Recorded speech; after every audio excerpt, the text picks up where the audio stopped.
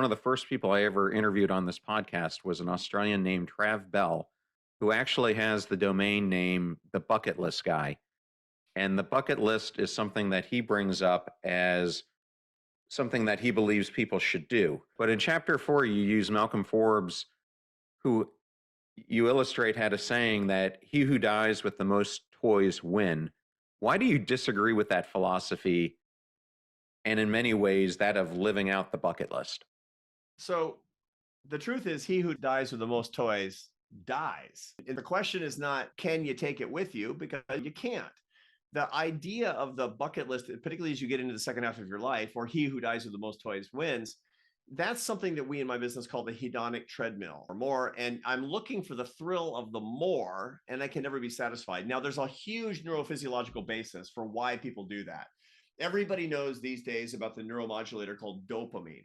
Dopamine lies behind all addictive behaviors, from alcoholism to gambling to methamphetamine to pornography, all the bad stuff that you can ruin your life with is dopamine related. And what happens is that dopamine pumps into your brain as you have the anticipation of reward. It gives you craving. It makes you do things that you really shouldn't do because you crave, you have this anticipation and craving of reward. Again and again, you build up these pathways.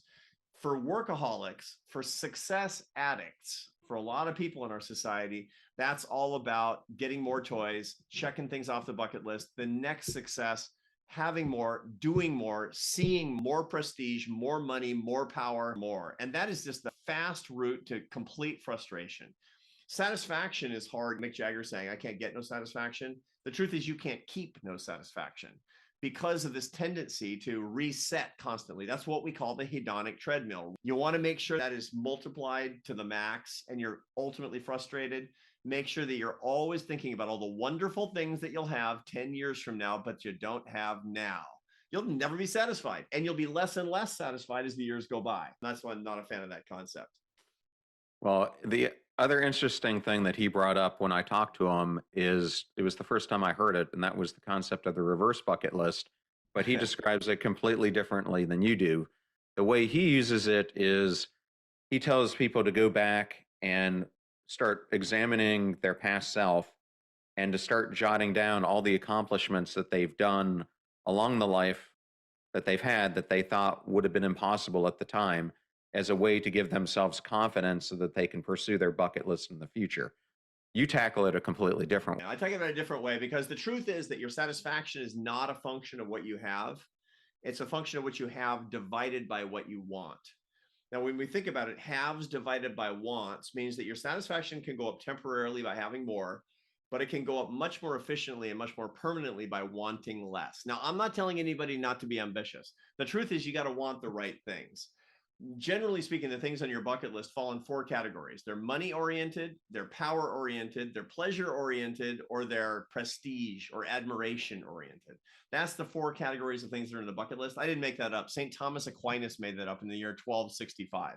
And that comes from Aristotle. There's nothing new under the sun, basically. The right loves, the right cravings are family, faith, friendship, and work that serves other people. And only when you clear stuff out with your reverse bucket list, when you have fewer wants, can your satisfaction go up, because you're going to be focusing on the not the vicious 4, but the virtuous 4 is what it comes down to. So the reverse bucket list is not to be unambitious. Quite the contrary. It's not even to say you're not going to get those nice worldly things. It's to say that you're not attached to those worldly things. You don't have cravings for those worldly things.